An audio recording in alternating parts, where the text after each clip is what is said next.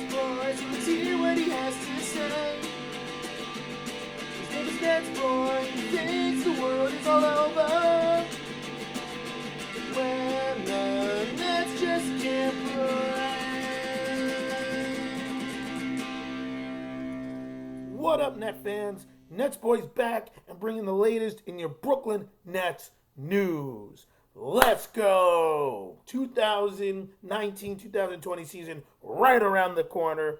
It's been about 2 months since my last episode, and this is always a nice, fun episode that I probably get a bunch of views for. And this is my preseason predictions and expectations. Now, first and foremost, hope you enjoyed the new NetsBoy intro clips. I decided this is the new season of NetsBoy with a brand new team, new expectations, new excitement, whole bunch of new. So I said, let me do a new little intro. So, hope you enjoyed that. And if you didn't, oh well. Anyway, so let's dive right in. Let's talk about the Nets offseason. I talked about it a little bit in my last episode and a few more things. There's a couple more things that we got to address. Obviously, the Wilson Chandler suspension for the PEDs, 25 games. Huge blow for the Nets because he was somebody who was probably going to play a bit to start off the season. But now they're going to be without him for the first 25 games. And nobody knows what's going to happen with Rodions Kurucs. Obviously, there's not much that you can talk about because of all the legal drama he's in right now. As of now, he's on the team, but who knows what's going to happen come the start of the regular season, but that's a whole legal thing, and we're not even going to really discuss a lot about that because there's no real reason to, on our part, to really talk about that. All we just need to know as fans is that there's a possibility Kurucs will not be with the team or will not be playing, or he might play, we don't know, but for the time being, he's on the team, and he's practicing and playing, but we'll see what happens. But the problem is if something does happen with Kurucs, the Nets really are going to be thin in the power forward spot. And that's always been a position that the Nets have seemed to struggle to plug anybody in. Because now with Chandler being suspended for 25 games and the possibility of Kurucs dealing with some off-the-court issues, the Nets are really just down to Taurean Prince as the only guy who's really a power forward. And he's more of a small forward, power forward tweener. He looked great in the first preseason game, Taurean Prince, which was, I think, 2 days ago or a day ago. And he looked great, and, it's preseason. I don't really focus a lot on preseason. It's just nice to see some of the players. Though, Nicholas Claxton did look good as well in the limited time that he got. And maybe he's going to be the guy who gets an opportunity because the Nets see him as a power forward center, hybrid. And I really love the fact that DeAndre Jordan said that he reminds him of Chris Bosh because I believe there was a all-amazing Nets boy who said that when he first saw his highlights after he got drafted. It's exactly what I said. Me and DeAndre Jordan seem to be on the same page. But he looked very good, and Kenny Atkinson's very excited about what they could do with him. Obviously, let me just get this out of the way. There's all the Carmelo Anthony talk. This was kind of tapered down a bit because this was more like a month ago. Well, not quite a month ago, but a couple weeks ago. Carmelo Anthony. And apparently a lot of the Nets players are like, yeah, Carmelo. And Sean Marks is like, yeah, we have no space for him. Like, all 15 guaranteed contracts are out, so we can give him a non-guarantee. But if he does make the team, that means we're going to have to cut somebody. So, yeah. Now, that still doesn't mean the Nets won't get Carmelo Anthony because once Wilson Chandler serves his suspension, the Nets will get an exception and it can add a 16th player on a guaranteed contract, at least until Wilson Chandler comes back from the suspension. So there is a possibility, but that doesn't happen until the beginning of the season. So there's a chance that Carmelo gets signed after like the first game or two and just to fill that void until Wilson Chandler comes back. And then when Wilson Chandler comes back, who knows what the situation could be. And once again, who knows what's going to happen with Kurucs. So there is a possibility of that, but the Nets kind of tapered those chances when they signed Lance Thomas to, I think, a non-guaranteed contract. And I think that the idea is Lance Thomas is going to be that emergency power forward that will, has a non-guaranteed contract, will probably be given a guaranteed contract at the beginning of the year, or maybe sign a 10-day contract when Wilson Chandler starts his suspension, and the Nets will bring him in. So it kind of seems like the Carmelo Anthony thing is not going to happen, but never say never. I was kind of on the fence about that. I thought it was could be kind of neat if Carmelo was on the Nets, but at the same time, I don't really want him on the Nets because, like, I don't know, he's a little bit of a head case, and I think he wants to shoot too much. He doesn't really want to win. I think he's just too much of a me guy. But maybe that's it's too mean to make that assumption. But just through his history, I mean, that's what it seems like. So I didn't really care. I thought it'd be pretty neat. But the truth is, the Nets do need some depth in the front court in the power forward spot. Like I said, right now it's going to be Torian Prince. Who's going to be the backup? I don't know. The Nets might go super small ball, and they might play like Joe Harris at the power forward spot and just have either Jared Allen or DeAndre Jordan at the center. Like that could be what the Nets do. Like I said, as long as if Kurucs plays and he's the ultimate wild card, if he plays, there's no real issue because it'll be Kurucs and Prince. But if he doesn't play, there is going to be interesting. It's going to be Claxton. Are they really going to try this experiment of taking DeAndre Jordan playing him with Jared Allen, which I don't think would work. Or they're gonna just go really small and have Joe Harris as the power forward. It'll be interesting to see what Kenny Atkinson does. So that's the first concern that I have, and it'll be interesting to see as the season plays out until Wilson Chandler comes back.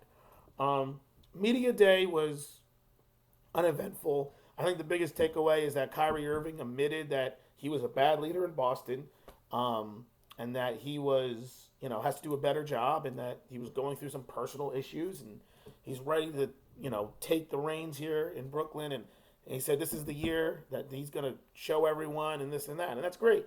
I think, a couple of things about Kevin Durant, and, protecting him. And all of a sudden, apparently Kyrie Irving is the protector of us all.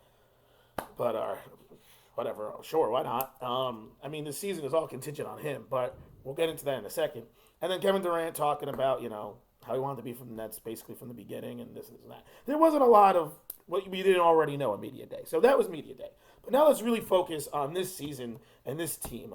The biggest takeaway, I guess, from Media Day is that the plan is what it always has been, despite some of the rumors. Kevin Durant is not expected to play a lick this season. It doesn't matter if they make the playoffs, which they should. And it doesn't matter if they go deep in the playoffs. There's no expectations of him to play.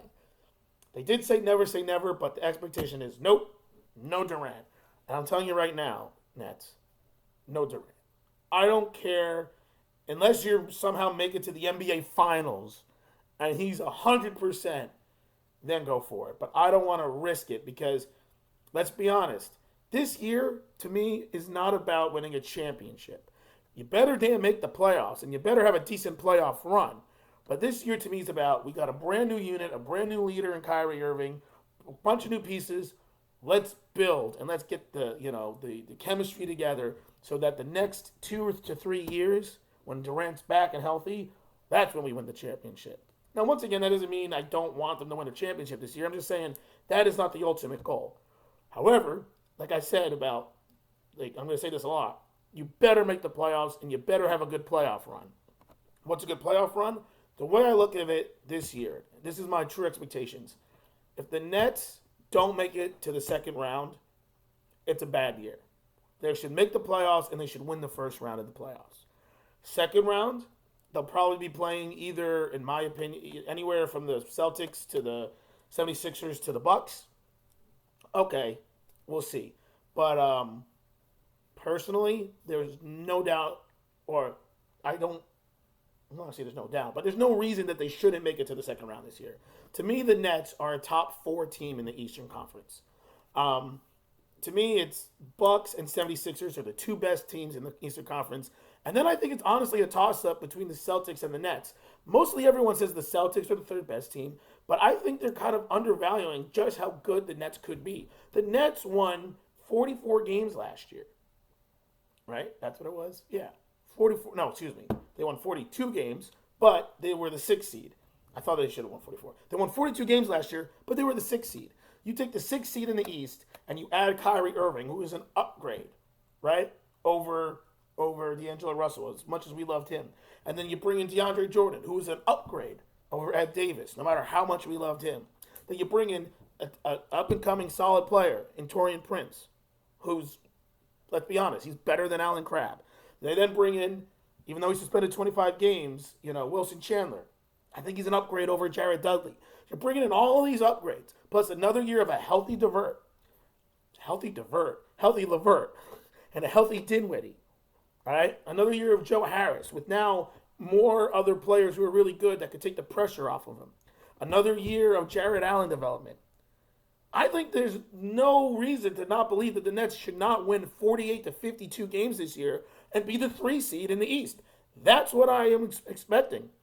Think about it. You win 42 games and you were the 6th seed, and you add all those pieces and you improve in all those layers. How can you not expect this team to win at least 6 more games and at least jump 2 or 3 more teams? Because let's be honest, we know the Raptors are going to take a couple notches down. I think the Raptors are a playoff team in the East, but I don't think they're a top 4 or 5 seed, despite what some people think, because I'm not sold on Siakam as the superstar, and you got an old Gasol and an old Lowry, and without, Kawhi, you know what I mean? So I think the Raptors are going to take a couple notches back. And then who really took any steps above other than the Nets? Think about it. The Magic are going to be a good team, obviously, but they're still the Magic. They're still going to be probably a middle-of-the-road team. Who else? The Heat. The Heat took a couple spots, especially if they do get Chris Paul, which, that's in the works. They're going to be a playoff team with Jimmy Butler. They're going to be good, but I don't think they're better than the Nets. So who's this magical team that's going to be better than the Nets other than the Bucks, 76ers, and maybe the Celtics? So that's why, to me, the Nets should definitely be a top 4 team in the East. They shouldn't finish worse than the 4 seed, and I don't think they should finish worse than with 48 wins. That's what I'm saying. 48 wins is the worst they should do, which is 6 wins more. And I know why I said 44 now, because Vegas has them at 44.5 over-under. I'm taking the over all day on that. You're trying to tell me that Vegas only expects the Nets to win 2 more games than they did last year? What? That makes no sense at all. There's so many reasons. Oh, they got Kyrie Irving. He's a cancer. He's a problem. I don't think so. Kyrie wants to be here. He didn't really want to be in Boston. He said the right things, but I don't think he ever really wanted to be there. I think Kyrie is going to come in, and I think he's going to thrive, and I think that LeVert's going to thrive. I think Jared Allen has looked great. He's going to thrive. Like, there's no reason right now to look at this Nets team and think that they should take any steps backwards, right? And I don't expect them to be the same exact team. So I'm telling you right now, there's no such thing as a guarantee in life. There never will be. But I'm taking right now the over 44.5 on the Nets. Because like I said, I think 48 to 52 wins is more than is a decent, expectation. And I think it's going to be, obviously, how does Kyrie play? I think he's going to have a good year. But once again, everything is contingent on injuries. It's always contingent on injuries. Will Dinwiddie get hurt? Will Kyrie get hurt? Will LeVert get hurt? Will Allen get hurt? Will DeAndre Jordan get hurt? Who knows? That's, so that's why there's no sure thing. Because, first game of the year, maybe LeVert twists an ankle and hurts himself badly and misses like a month and a half. You never know. That's why you play the games. But if the Nets are healthy, to me, there's no reason why they're not a top 4 seed and that they're not winning 48 to 52 games. So that is my expectations of the Nets. Now, let's do my bold prediction, because I always do a bold prediction. Here's my bold prediction. I don't know how bold it is, but it's a little bold. I believe my bold prediction is that the Nets will make it to the Eastern Conference Finals this year. That's right. That's right. I believe that they will upset the 76ers in the second round and go all the way to the Eastern Conference Finals. I think they're going to be the 3 seed, and they're going to get revenge on the 76ers next year, because I think the 76ers will be the 2 seed. I think it's clearly the Bucks are clearly the top. Like, they are. And I think they will play the Bucks in the Eastern Conference Finals. That is my bold prediction. It's not super bold, but I think it is, because everyone right now is saying, it's just Bucks and 76ers and then all the other teams. And I'm telling you right now, do not count the Nets out, especially if they do play the 76ers in the second round. That would be a great series to see. Oh, and by the way, how is that not a Christmas Day game? That's what I would have done if I'm the scheduling. After the only exciting first round of all the playoffs last year was Nets 76ers because of the drama, that should be a Christmas Day game. How can you shaft the Nets? I get it. I get it. You want the Raptors to be on it because they're defending champs, and we want to see the Battle of LA. But come on, NBA. Still, even when the Nets finally get some kind of recognition, they still get slapped in the face. It's like they can't fully get all the respect they deserve. Come on, who wouldn't want to see 76ers Nets on Christmas Day? Especially with both teams being very good. Whatever. So there you have it. That is my preseason expectations and predictions. Let me know what you guys think. Um, I didn't really go into what I expect from individual players or this and that because we have to see. The team is new. We have to see how it meshes. But I really do believe that 48 to 52 wins and a top four seed is very, very doable for this team. Let me know what you guys think. Let me know if you want them, if you believe in the Carmelo stuff, or if you believe that they could do what I said and make it to the Eastern Conference Finals. And let me know who you believe is the key, because I'll tell you now, it's the key right now is Kyrie Irving. There's no doubt about it. This team is gonna run the way Kyrie runs. Kyrie plays like crap, the team's gonna struggle. Kyrie plays well, they're gonna do well. So let me know what you guys think. And let's get excited and let's start sharing videos and let's start posting these because this is the new season of NetsBoy. So let's go to it. So keep your eyes open for the next NetsBoy episode. Probably be a couple weeks. I might just do a video about what I've seen preseason and get us all ready to go for the opening season. And because that's like a couple weeks away. So keep your eyes open. And until then, this is NetsBoy getting pumped and signing off.